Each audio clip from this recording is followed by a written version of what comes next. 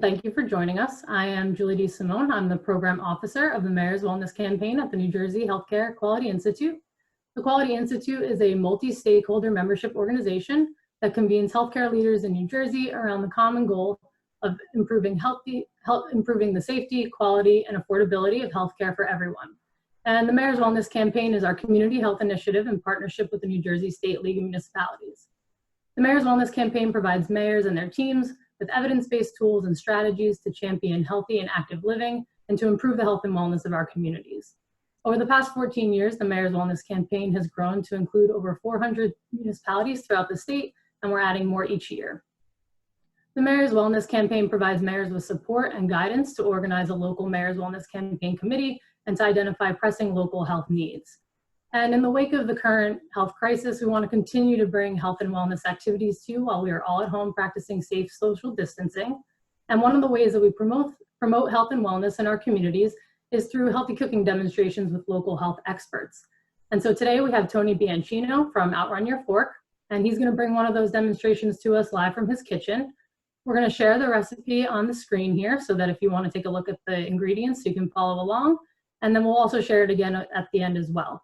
I'm going to turn it over to Tony, who's going to walk us through how to make his famous chicken salad sandwich. Thanks, Tony, for being here. Cool. Awesome. Thanks for having me.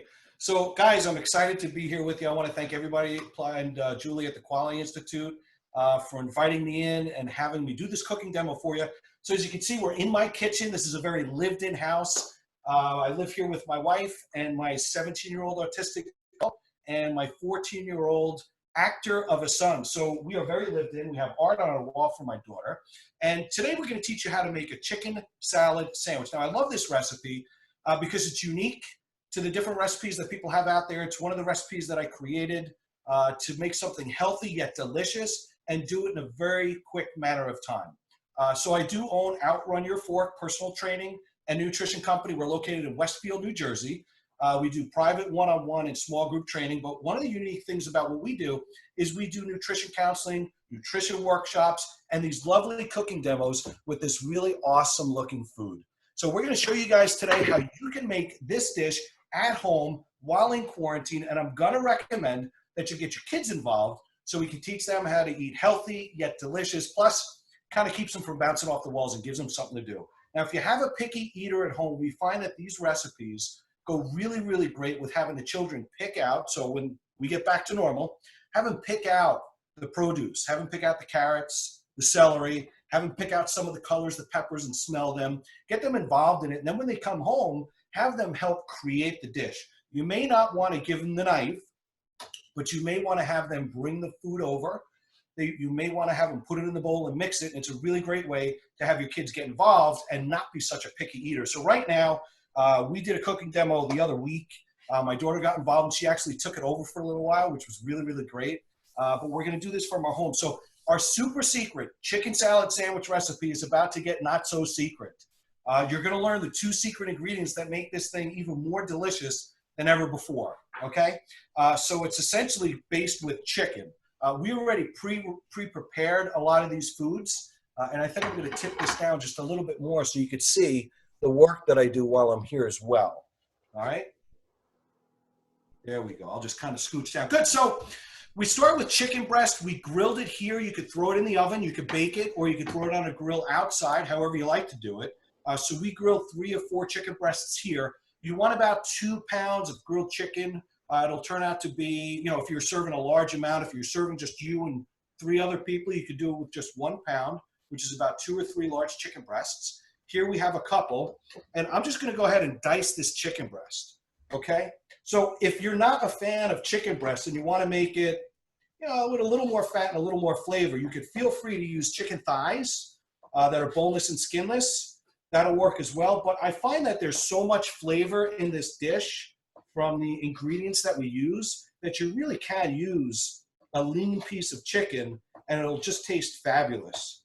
Now, I have my cats swarming around me, so at any given time, they might jump up on the table, but don't worry, I'll take care of them. So when you're chopping up chicken, one of the most important things is chopping up anything, don't clip your fingers, okay? So you just want to cut in nice little cubes. So I'll go ahead and take it like this and cut it that way and turn it this way. So I'll stack these pieces together and make some nice chunks. All right. You can make it bigger, but think about it. If you're going to be putting this on some really, really nice bread, you don't really want the big chicken chunks or anything falling off the bread and onto the plate. You want to get a full mouth of flavor from all the ingredients all at once, and that includes the chicken. And not just that, if the chunks of chicken are too large, then it's going to be hard to eat, and you're going to find that you can't talk during it, or things are just going to fall out of your mouth. So the size I like to use is about this. This is about the biggest size that I'll get. So you can see that, and some of the pieces are nice and small like this. Okay? So I'll go ahead and put that in our bowl, and I'll chop the rest of this chicken. The one thing I did to this chicken while I cooked it was I seasoned it just with a little bit of salt and pepper, because that's when you want to season the chicken. You want to season it while it's cooking. Salt and pepper I don't add after. I don't add as an ingredient, because realistically salt is not an ingredient. Salt is actually a flavor enhancer. And I learned that from a good friend of mine that's a chef, a great guy, wrote a book. You can ask me about it later, but we're just going to go ahead and cut this up. I find that most people would love to eat healthy, but they just don't know what they could eat, right? What's healthy, what's easy? I don't want to take the time to cook. So the recipes that we put together, this is one of our series that is how to cook and prepare 12 healthy, delicious recipes in only 30 minutes. So that's from start to finish, from prep to cleanup. You could create 12 delicious recipes in only 30 minutes. Now imagine that. I usually get oohs and ahs, or I get the skepticism of, oh my God, how could you do that? That's impossible. And I'm here to tell you that it's not. We do it and we show it with all chicken recipes, but you could do it with plenty of other alternatives. So if you're vegetarian or vegan, there's plenty of other options you could do. And we'll cover that at another time. All right. So Tony, can you tell us a little bit about what you think about and what you're looking for in a healthy recipe? What are kind of the components that make it, kind of meet that standard for you? That's a great question. Thanks, Julie. So we always look for things that are, moderate in carbohydrates. Really, at the end of the day, if it comes from the ground or it's not, man-made and processed, it's probably a pretty good ingredient, because your body can absorb it and assimilate it. Plus, there's all the essential vitamins and minerals and nutrition that comes in whole food that's unprocessed that you won't get from a processed food. So although if you read the back of a bread label, it'll tell you things like, it's fortified with vitamin B3 and B6 and all these other vitamins and minerals and nutrients, but it's not inherent, it's not natural. Usually they're chemical based, or they're not the best forms. So your body doesn't know what to do with it, and it doesn't know how to absorb it. So therefore, it kind of just goes in and goes out. The nutrition value of something like white bread is very, very poor. And what that does is it causes you to eat calories without getting any benefit from it. I always felt that if you can eat food, you can eat more good food, and you'll feel great, and you won't gain as much weight, but you'll feel better. Our tagline is how to live a healthy, vibrant life, the most healthy, vibrant life that you can live. Eating whole unprocessed foods is really the way to do it.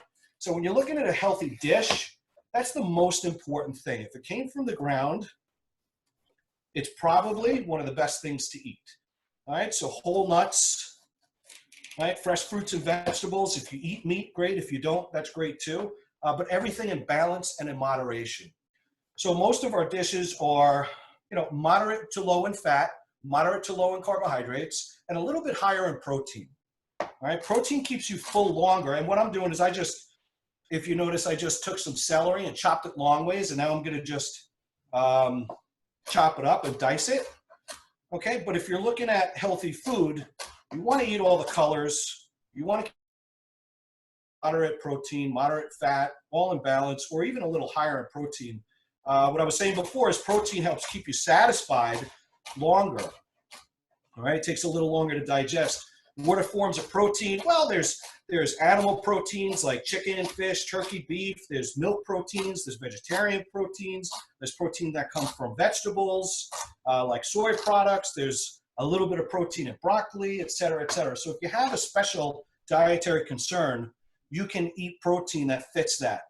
Now, this is about the size of the celery. Okay, again, it's diced nicely. We're going to dice about 4 stalks of celery. These tops you could use in soup greens. So I don't know about you guys, but right now, since we're all home, I don't want to be going to the supermarket all that often. And I'm sure you don't either. When you do, you want to cover up, right? Wear something on your face. You could even wear gloves. But at the end of the day, if you want to avoid going to the supermarket, I find that I am using every part of the food these days where maybe before I might have been a little more wasteful. I might have thrown this out. But that's great for soups. You could add it in here if you chop it finely enough. It's actually much more tasty than the stalks itself. The celery for me adds a little natural salt, and it also adds a nice crunch and some extra water to make it, a little more juicy, I guess you could say, right? So we're going to add the celery to the mixture. And I know Julie was asking me before about ingredients. What if we didn't have certain ingredients? Well, what's the purpose of an ingredient? It's for flavor, it's for texture, it's for color, it's for mouthfeel. So if we look at celery, and what I like to do, instead of just telling you what to do, I like to teach you also. Because if I teach you, right, if I fish for you, you get fish for a day. If I teach you how to fish, you get fish for a life, right? Because you can get them for yourself. So celery, if I teach you what celery is for, what the purpose is, you might be able to figure out a substitution for yourself. So what is the celery? Well, like I said, it's for a little bit of salt, right? It's for a little bit of crunch, and it's for a little bit of slight flavor and a little moisture. So what do you guys think? Anybody could type it into the chat. What do you think would be a potential substitution for celery if you had to substitute? All right, we'll give our audience a couple minutes to come up with something there. Another thought, Tony, is what about maybe people who don't eat meat protein? Is there any way to make this particular, I mean, I know it's a chicken salad recipe, but is there any way to make a non-chicken version of this? Yeah, absolutely. So depending on what your dietary concern is, for example, one of the secret ingredients is a dairy product. And if you can't eat dairy, there's substitutions for it. So if you're not eating chicken, there's plenty of alternatives. You could use a firm tofu or tempeh. You could add anything that has the same firmness, okay, as the chicken. So options for vegetarians, like I said, is tofu or tempeh, or if you just don't like chicken and you eat fish, you can make it with chunk tuna or chunk salmon. You can just sear it and throw it in there. It's really, really fantastic. But we can go ahead and add some of those substitutions for people that have dietary concerns. If you're on a salt-restricted diet, you may or may not want the celery. If you have high blood pressure, the same thing would apply. So some of those, diabetes would be more of a specialty diet. And we could cover that in one of our seminars that takes a little bit, more of that Q&A type of approach. And so in response to the what could we sub for celery, we have some good ideas here. Maybe fennel, cucumber, nuts, carrots. So I was thinking radishes maybe would give it that same crunch. So lots of good options. Yeah, totally. And remember, the interesting thing about fennel is a really strong flavor. For folks that aren't familiar with fennel, you'll see it. It looks like celery. If you find it, and the Italians call it fenugreia, right? You'll find it in the supermarket. It looks like lumps, like round balls of celery, and then a little bit of stalk on the top. So fennel has that black licorice type of flavor to it.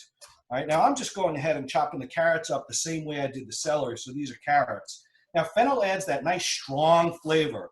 And you find that people either really, really like fennel or black licorice, or you really dislike it, you hate it. And it's the same for cilantro.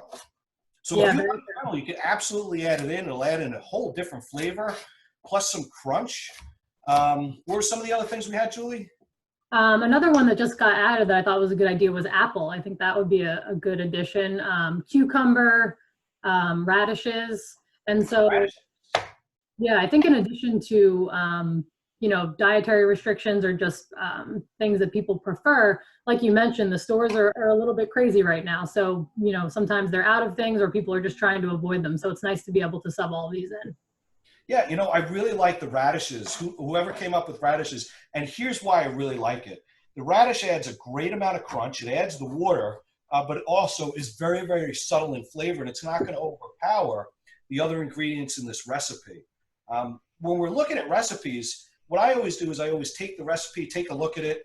I may try it as is, and then change some things based on my flavors after I've made it the one time. Sometimes I could go ahead and know right away, like if there was a recipe with fennel in it, I would take the fennel out immediately because I'm not a fan of fennel. So you could do the same thing here. Great. All right, so we will dice up our carrots real quick. All right, now here's the coolest thing. If you go to the grocery store and you're not a fan of chopping, one way you can make this quicker, right? You just kind of want to get it in and out, is you could go and get in one container, they have carrots, celery, and onions already chopped up and diced that you could use in all of these different recipes. So that's a great idea for people when you get back to resume the life outside the house and you're busy for time. You can go ahead and just get that, and you can make this dish. Geez, even if you grab cooked chicken, you can make this dish in a matter of like 2 minutes. So it's great. Next, we're going to add a yellow onion. So far we have chicken, we have celery, we have carrot, and now yellow onion. Now, yellow onion is my favorite. If you're not an onion fan, you could leave this out completely, or you could try a white onion. It's a little more subtle in flavor, right? So if you have any dietary restrictions or anything that you don't like and you really don't know how to substitute for the flavors, like for example, what could you put in instead of onion? You could try shallot. You could just leave it out completely. Onion adds the value of flavor. Yep, there's a crunch to it, but the flavor is the biggest component of the onion. All right, you could saute the onion and cool it off if that's the way you like it, because it will cut some of the flavor down a little bit, make it a little more subtle. Now with the onion, what I like to do is I like to take it and either slice it this way or slice it across that way. I'm going to go ahead and slice it this way first. This onion's a little soft because it's been on my counter for a little while.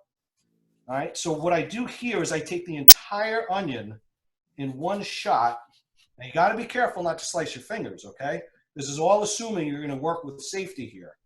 And now, if I go this way once, right, I cut it that way, and now I can just dice it, and it's just going to make nice dicings. Otherwise, you have all these little pieces of onion that you got to chop, chop, chop, chop, chop, chop, chop, and this gets it done in all in one fell swoop.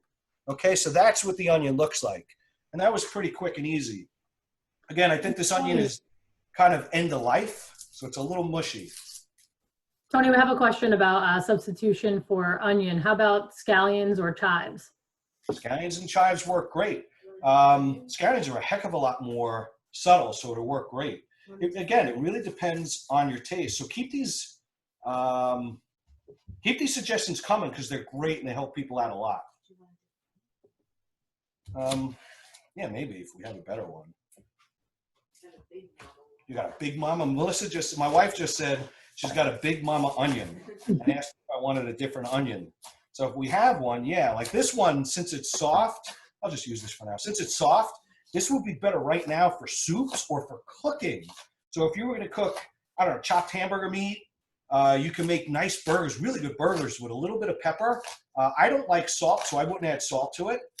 You could do it with some pepper and add some chopped up onion to it and then cook it. Man, it's really good. It's all like baked in there. All right, so how much of everything am I putting in?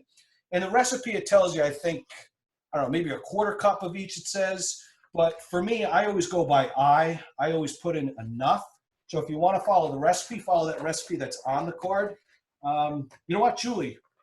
If you have that available, you can feel free at any point to yell that out. But if you don't, then that's okay too. You guys will see that recipe. Now I'm just going to toss this like a salad with my hands because I want to see about how much of everything I have in here. All right, there's the recipe. So this one calls for 2 cups of chopped cooked chicken, half a cup of celery chopped, half a cup of chopped carrots, quarter cup of chopped onion. If you like onion, add more. Quarter teaspoon of fresh dill. Now there's a big difference between fresh and dried, and we'll cover that in a minute. A little salt, and that's on the chicken. Fresh ground pepper on the chicken when you cook it, and a quarter cup of mayonnaise or yogurt. Now, what I will say about the mayonnaise and yogurt, or any ingredient really, is you substitute one for the other, and you could add more or less depending on how much you like. Now you heard two of the secret ingredients. One of the secret ingredients is dill and the other is Greek yogurt. Okay, I mixed some light mayonnaise, I won't show you the label, and some non-fat Greek yogurt, just because I like it, plain Greek yogurt. And I think it's a half cup or a quarter cup of each. I do it, I don't like mine as wet, so I'm not gonna add as much as maybe someone else will, but here I'm gonna add about a quarter cup of the Greek yogurt and another quarter cup of the mayonnaise. Here we go. All right, we'll mix this up. And if you need a little more black pepper, this is the time I would add it. So the chicken's seasoned, and you could also go ahead and season up your mixture here. You could feel free to get in here and mix it with your hands as well. It's interesting too, because as I mix this up and roll this out, my mom, I learned how to cook from my mom. So I'm Italian. I spent all the time, all my childhood in the kitchen with my mom. Whenever she was cooking, I want to learn how to cook. I was a curious kid. So I would ask her when she was making, you know, of course, sauce, right? Red sauce for pasta. We used to call it macaroni sauce. I said, Mom, how much, what is that? And she would say, it's oregano. And I would say, well, you know, how much are you putting in? You know what her answer was? And if you've been to one of my workshops or seminars, you know the answer. She would always say, enough. So my answer was, or my question after that was, well, how do you know when it's enough? And she goes, when it's enough. I have the exact same experience with my Italian family members, so I'm glad to hear that that's consistent. And it took me a long time. I finally forced my stepdad to walk through it so I could write down the amounts. And that's exactly what happened with these recipes. I always made recipes and always cooked, and it was always the right amount, right, to flavor. And I found that people would always ask me after I did a cooking demo or a workshop, well, how much of this and how much of that? And I'm like, I don't know, actually. So I had to sit down and figure it out and approximate it. And then again, just adjust it to your taste. So I went through my life putting in a little bit and screwing things up and then kind of making it the way I like it. So we grabbed a good multi-grain bread. I used a bread brand that's in a bag. It's a more natural bread. It's not as processed. It's whole seed and whole grain and sprouted bread. Typically, I like to put this, again, we talked bread in the beginning, that bread's not the best thing for you, but at the end of the day, we all like a treat once in a while. And this sandwich goes so great on a multi-grain, nut harvest, seeded bread. So I grabbed one in a bag because it has longevity. I didn't go to the store and buy a fresh baked bread because that would only last a day. And if I didn't eat it in the day, what does it become? It becomes a weapon because it's like a rock, right? So this, now you're going to take your chicken salad. It was that easy, guys. That easy. If you could talk and entertain while you make a sandwich, you could do this. Plus, bring your kids in. Just watch the robber over here. I don't know if you see my cat. We got a robber here. Yeah, there's been some chatter about that, and everyone's aware of your cat. That's the thief. Do we have a question in the chat? Yeah. So we have a couple of questions. So one would be, how long will the chicken salad last in the fridge? And, you know, how many days in advance can you prepare it? Yeah, that's a great question. When it comes to meats, cooked meats should last 4 days in the fridge. I've experimented with that 5th day, but it's really sketchy. Always smell your ingredient, right? My mom had a saying, and I'm sure we all have the same saying, when in doubt, throw it out. I'd rather not eat it than eat it and get sick.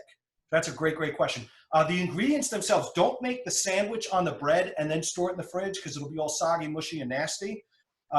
You can even take all the ingredients, like chop up the peppers, onions, and carrots and put them in the fridge. They should stay about a week.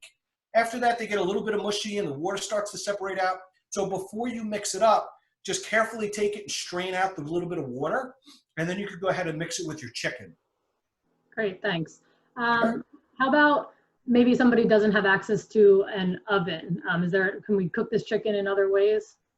Yeah, so it depends on what you have. If you have a grill, a portable grill, a round charcoal grill, if you have sticks with fire, I mean, you can really cook it any way you want. You can take these in a pan, put them in the oven. You could cook them on a stovetop. You could cook them on a portable stovetop that's like one of the electric ones that has the 2 burners, or a hot plate if it gets hot enough. Like I said, a grill, you know, a campfire, however you want to do it. There's a lot of options there. If you have a chimenea, it could be a stove, right? It could be a cooktop. I have a non-chicken salad related question, but it's a very important one. Sure. Do you put sugar in your sauce, your red No, sauce? I do not. Me either. That's the right answer. All right. So I like it. I'm right. So I'll actually share my sauce recipe with you right now. It's very, very simple. The key to a great sauce, all right, I love to share, if you haven't noticed. The key to a great sauce is what you brown at the bottom of the pan. So I grew up eating meat, right? Vegans, vegetarians, please don't judge me. But we'll take cubed beef.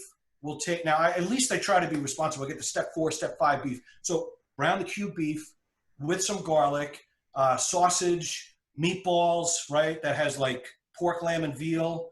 Some beef, some turkey. We'll ground up some turkey in there to make turkey meatballs.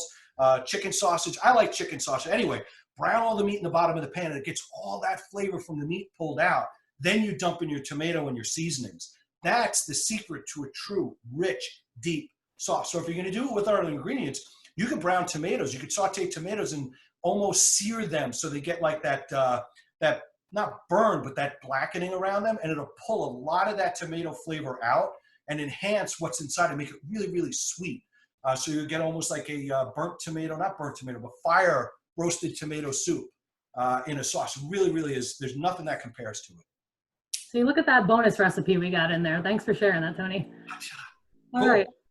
So I think we've covered all the questions. And so I just wanted to say thank you so much for having us in your kitchen. We're going to share that recipe up on the screen again for folks so that they can save that and work on this as they like. Just a reminder that Tony and other cooking demonstrations is just one of the options from the Mayor's Wellness Campaign that we can bring into your community. And the Mayor's Wellness Campaign is also currently working to create resources for towns during this COVID-19 crisis, and all that information will be able to be found on our website. I think we have Tony's information. Yep, there's our information up there where you can find our resources, and Tony has shared his information on that recipe as well. And just wanted to say thanks again, Tony. Awesome, my pleasure. I wish you were here to enjoy the sandwich with me, but here we go. All right, great. Thanks, and everyone stay healthy and safe. Bye.